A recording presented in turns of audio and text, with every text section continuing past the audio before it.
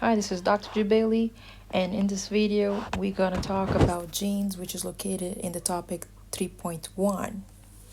So, here are some of the understandings that we need to know about this topic. The first one is that we are going to talk about genes, and we're going to see how it's an heritable factor that consists of length of DNA and influences specific traits that we get. We're also going to talk about genes located in a certain position on the chromosome. We're going to talk about different forms of genes, which are basically the alleles. We're also going to understand how these alleles are different from each other, and usually it's about a few bases. And we're going to talk about some of the mutations that might happen in these genes. Moreover, we're going to talk about genome, which is basically the entire genetic information in an organism. We're going to talk about the genome, the Human Genome Project, which is basically we have figured out all the base sequences of the human genes. And in the applications, we're going to talk about sickle cell anemia, what is the cause and what kind of mutation is happening and what happens to the bloods and what are the consequences of it. We're also going to compare the genes in humans with other species. And last, we're going to talk about the database that is used to basically look at the difference between base sequences of genes in two species. So now that we have this, let's start talking about the general roles of genes. Now, over here, as you can see, we have the nucleus, and inside of the nucleus, you can see all these chromosomes being visible. Now, if you stretch out and bring the chromosome out, you can see here that we have a chromosome. And basically, you can see that this is one chromatid and this is another chromatid. So this is like sister chromatids. Now, if you see this little tiny guy, and if you stretch out, you will see that is actually a strand of DNA. And a piece of that DNA from section to section is actually a gene. So basically, these little lines that we have here is basically each one of these highlights that I'm doing here is considered as a gene. So you can have a gene A, gene B, and so forth. And inside of these genes, we can find alleles. So it can be big B or small b and so forth. Now, what exactly is a gene? Now, you need to know the definition. It is a unit of heredity which is transferred from a parent to the offspring. So this is the most important thing. So it's a unit. It's something that is transferred as a factor from one father to the child. And usually what does this gene has? It determines some traits for their offsprings. Now, genes are a distinct sequence of nucleotides forming part of the chromosome. So that means inside of the gene, you can actually find the nucleotide sequence. So what we mean by nucleotide sequence in this case, we are talking about, for instance, using A, T, C, C, G, C, G. That's what it means by sequence of nucleotides. So moving on, let's go more into the chromosome. Now in the chromosomes, we actually have the gene located right here. And in these genes, which is a gene for A, you can see that there's two types of alleles. One can be capitalized and one can be small. So when they are the same, we usually call them homozygous because they're both exactly the same allele. So these homozygous can be big A and big A, or it can be small a, small a. But again, the word homozygous is just saying that they have exactly the same alleles. Or they can be called heterozygous in this case where they have different alleles, and you can see here is a big A with a small a. So these are just ways of looking at the alleles inside of the genes. Now, how do we know that these alleles were actually different from each other? Now, if you look very much closer, now we know that we are looking at a certain gene, and the gene can be a gene of A. We have the big A and the small a alleles. But how do you know it's a big A and a small a? Now, if you look very much closer to that big A, it represents big A because you can see the sequence, it's A, T, C, G, G, C, T, T.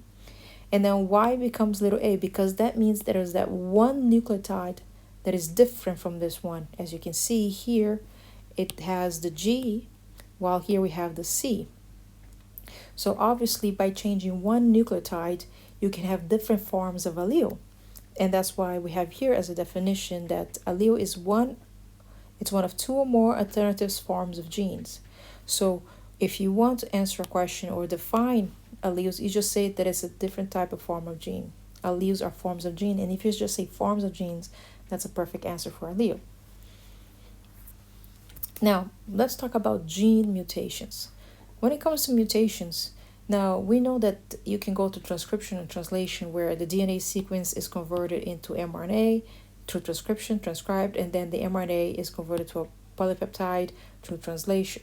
Now, this is usually the process when you're producing proteins. Now, sometimes when you're doing DNA replication here, or you're doing RNA polymerase is using to create mRNA, or ribosome is creating a protein, sometimes you can read the wrong nucleotide or the base. And if you read the wrong base, it might cause some kind of mutations. Now, there are different types of mutations. Let's look at some of them. First, let's understand about the normal one. If there's a normal gene, you will find this sequence of DNA. And that sequence of DNA, when it is transcribed to mRNA, here are the sequence of mRNA, and you can see that every 3 there is here, that makes a codon. So, after the codons, we translate each codon into a specific amino acid that will become a polypeptide. Now, you know that this first section here is transcription, and then turning this one will be translation. So this is a normal process going from DNA to mRNA to polypeptide. It's just about creating a protein. And here there's no mutation happens, so everything is going as perfectly as it is. However, now there's different types of mutations. One of them is addition. Now, what does addition in this case means? Here in this section we have a normal DNA sequence, and you can see that transcription was done normally, and so the amino acids. But if you look on an addition, let's say right here you added a G, which you can see that the G was added somewhere here in the middle. So that means there was a mistake in the reading of the bases. If you do this, that means here you have a new nucleotide being added. Now what does that do? That shifts the whole thing, because looking here more closely, you can see that this is CA, which is CA, and then there's GAG, but there's no more GAG. It becomes CGA. And the next GAG here will become GGA. So you can see you shift the entire thing. And if you shift the entire thing, you end up having a completely different amino acids from the previous one. You can see only probe was the same, and then the rest was changed. So addition is known as a frame shift because you're shifting the entire codon sequence. Now, this can be very harsh, and they can be very detrimental to the protein. That means the protein can completely lose its function just by adding one simple nucleotide by mistake during DNA replication or during transcription or even translation. So another type of a bad situation is if you do a mutation which is deletion. In this case, you are getting rid of one of the molecules in this case, and if we look at here, it would have been get rid of the T. So if the T is gone, the entire nucleotides, when it comes to codon, is also shifting in that direction. So before it was CCA, and then it was supposed to be GAG, and then it became GGG.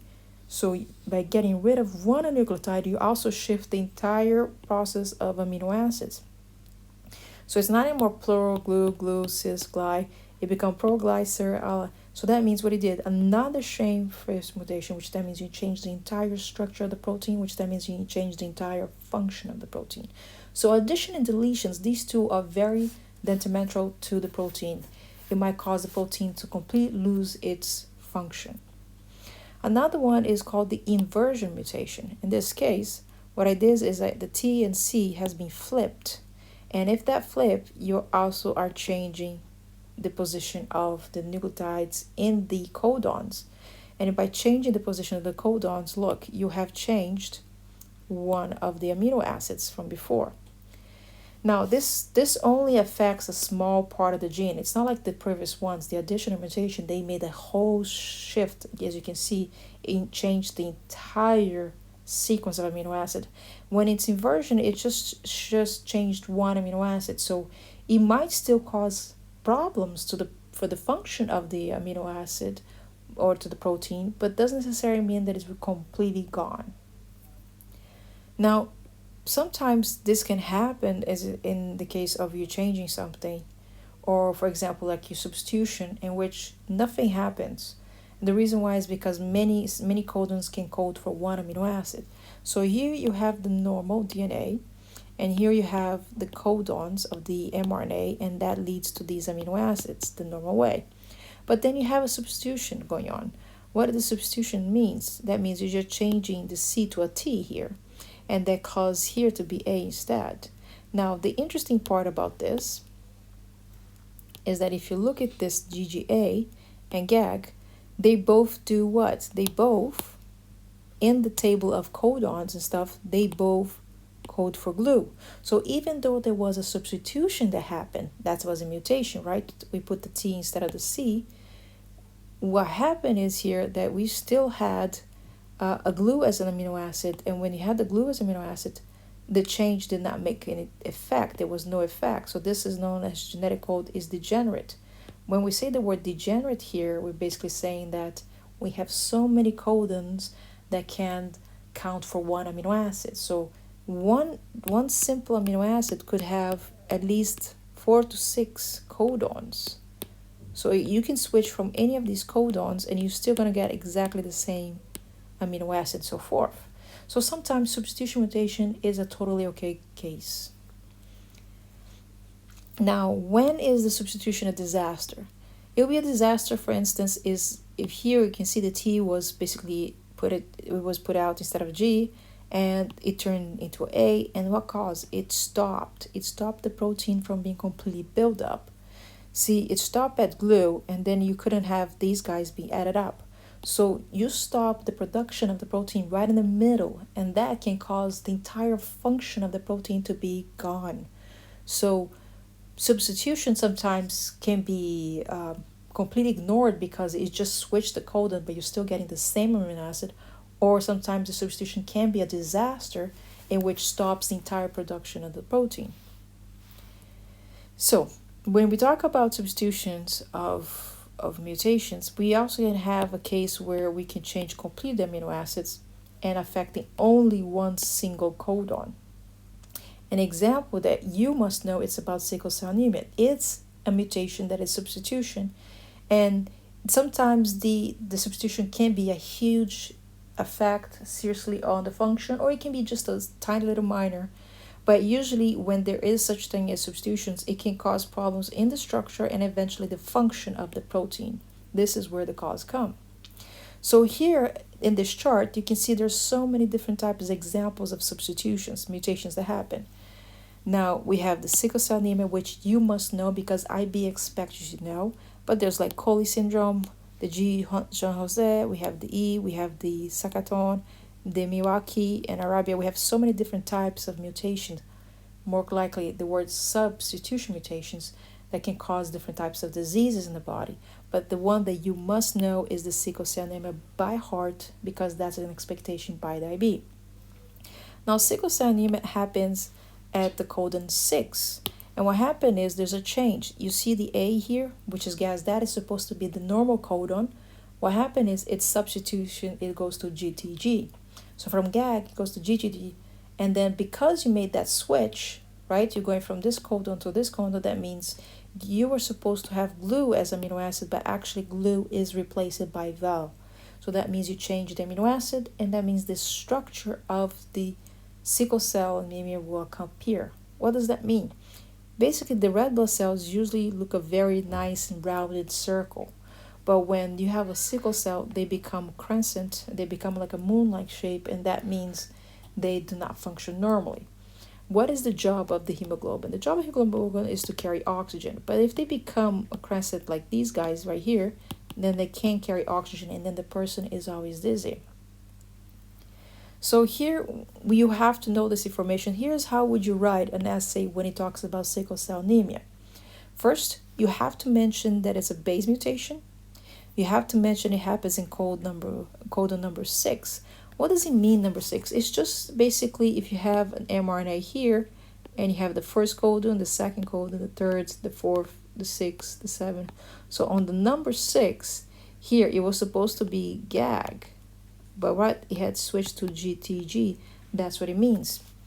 So we have here GAG turned to this. You have to know these by heart, which that means the amino acid goes from glue to val.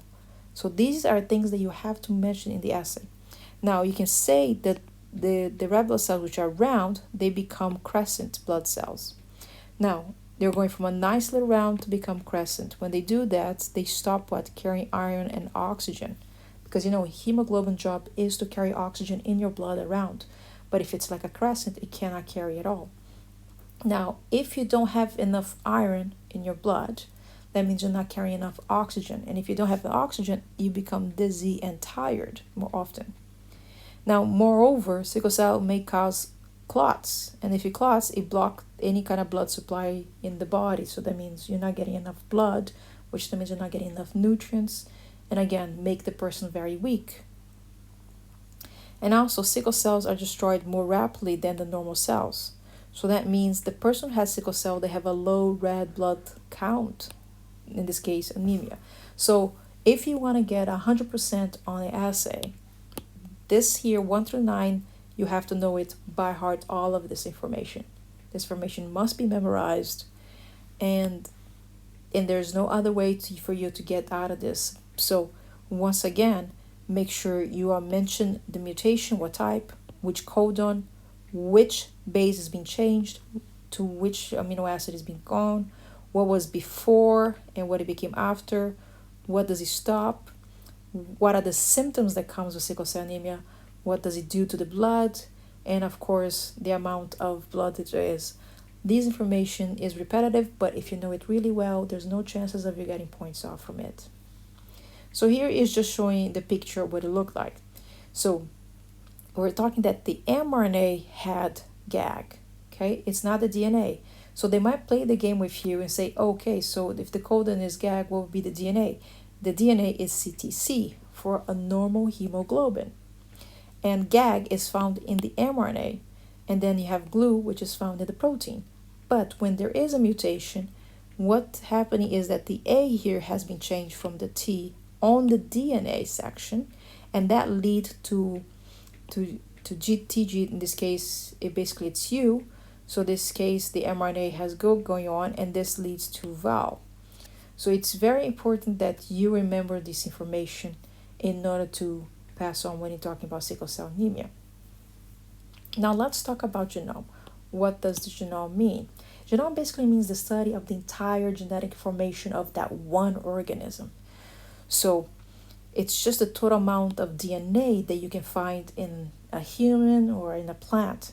Now, when it comes to the human genome, we have 46 chromosomes, we have about 3 billion base pairs, and approximately 21 to 25,000 genes. So this is information that you must know. Once again, 46 chromosomes, 3 billion base pairs, and of course, about 21 to 25,000 genes. So basically, that's what genome size is the total amount of DNA. Now, what is the Human Genome Project about? This is just to figure out all the sequence of the human genome. We're talking about all the nitrogen bases and how are they sequenced. And from there, we can figure out different types of genes with their diseases and their traits. So also, when we can figure out all the sequence, we can actually figure out what are the differences there is between different people. So we can see the diversity going on. So when we talk about human genome sequence, we're talking about maybe this person is AATCCG and another person might be AATCCC. So that's what it means by sequence of the human genome, and we're the nucleotides. So you also can see this with other animals. Maybe another animal has AAT and then GGG. So just by looking at the sequence of the nucleotides, we can see the difference in structures and functions of different species or within the same species. So what exactly is the human genome done until 2003? There are many things that came out of it. First is the mapping, which means the number, the location, the size, and the sequence of the human genes are now being established. That means we figure out everything, all the genes, where they're located, how many there is, and their size. The screening. This is something that we're still working on, which we're trying to detect basically all types of genetic diseases in these genes. Have we figured out all of them? No, but we are working on screening. That means finding all the genes and what kind of diseases they can come out of these genes. Now, the good news with the medicine is that we are finding new proteins that can be made by understanding these genes. So if you know what the genes can express, we can express new proteins that can help with medicine. And of course, we can use the human genome to look at the past. That means we're just checking the DNAs of today's species with the DNAs of the species of the past. And this way we can figure out how evolution happened. So we can compare the DNA of today with the DNA of past bones and see how close they are and if they are coming from the same ancestor or not. So these are basically the 4 reasons why we use the Genome Project. Now, one of the things I'd be asking you is for you to compare the number of genes in humans with other species. So you don't have to know exactly the numbers, but you should have a logic and a sense of how many genes there is in the human. And a couple of examples that are not human. So in this case here, we have the number of genes, and here the common name of whatever the organism. Now, if you look at this, humans have about 21,000, and look at rice, so small, has about 38,000. You can see the bacteria here has 4,200, the chicken it's about 17,000, and the water flea is about 31,000. Now, many people will say, oh, the more genes you have, the more complex you are. That's not true. Look at the rice. Rice is the tiniest little thing, but he has the highest amount of genes. And humans, which we are very complex, we only have 21,000. So the amount of genes does not mean that there is more complexity. So this might come out as a multiple choice in the IB exams. They will say, oh, the more genes you have, the more complex you are. That is not true. The amount of genes does not define how much complexity you have. So this is very important. The number of genes present in an organism will differ between species. As you can see, each species in this case here, they all have different amount of genes, and that is what makes them different. But the most important part here is that it is not valid indicator of biological complexity. This just basically means it's not the number, the more complexity. That is not true. However, we know that each species has a different amount of genes. The last thing is talk about the database for sequencing genes. We have two types of database, basically the GBank here, and we have the cluster, which is sequence alignment. These are the two examples online database that we can work on. Now, I haven't seen a single question except one time about this in the IB exams, which they just asked to explain what does the cluster or the GenBank do. Because most of this is online, and since the test is a paper test, they can't go beyond except showing you guys to define what they do. So we're going to here just define what the two do. So for example, the GenBank here, this is basically a genetic database that just annotate collection of DNA sequence. Okay, so it's just basically getting all the DNA sequence there is around the world. While the cluster, what it does is it compare different sequences of DNA. So what this is trying to say, one is more about just getting all the information, and the other one it's about comparing different types of information. So here we have the GenBank, which is used to identify DNA sequence of our gene in a number of different species, right? So for example, we have here some examples that we can search for. So we can see the hemoglobin beta gene. We can't see that gene in different species and basically look at the number there is of bases in there and compare them. The most compared one is the cytochrome oxidase 1 gene, the COX-1. This is the most used by different organisms, and because of them we can reclassify different domains, like the 3 domains that you will learn in topic 5. We also have the F8, the IGF-1R. These are all different types of genes that can be used to look between different species. So in this case scenario here, these two types of bank, the sequence alignment and the GenBank, these just serve for you to look at the DNA sequence and be able to compare between species. Or to, if you find a DNA sequence and you throw it into the GenBank, they might tell, hey, this is this species. So sometimes you find that DNA sequence and you have no idea to who does that DNA sequence belong to. So you inject that DNA sequence into the GenBank and it will tell you what kind of organism it will be. Or if you find a gene sequence and you want to compare with another species, you can put in the cluster omega. So these are just two ways of playing around with database to compare DNA sequence. So here, the cluster, as I was saying, it aligns multiple gene sequence to allow for the determination of the difference. So basically, this is just trying to compare a bunch of DNA sequences all at once, right? And that's a good thing because how? You can branch phylograms or clades, they can come out of this.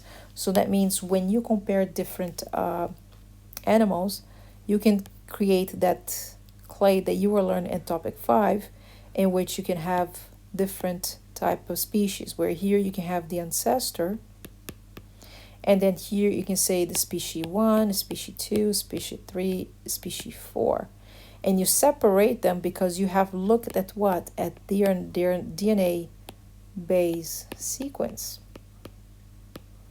What does that mean? So for example, S1 probably could have been AATC, species 2 would have been AATG, species 3 could have been AAC, let's say A, and then species 4 would have been AACT. So you can see that there was differences happening between them here, and these guys eventually lead to the change. So by finding the DNA sequence, you can figure out which species are closer to each other, which ones are further away from each other. And you just use the cluster method to compare them. And this is pretty much for 3.1 when it comes to genes. Here you have a list of all the questions you need to know for this video. And these questions can be answered. They were answered actually in the video. You can go back to the video and be able to answer. But if you know how to answer these questions, then you clearly know 3.1 very well. And this is pretty much it. Thank you.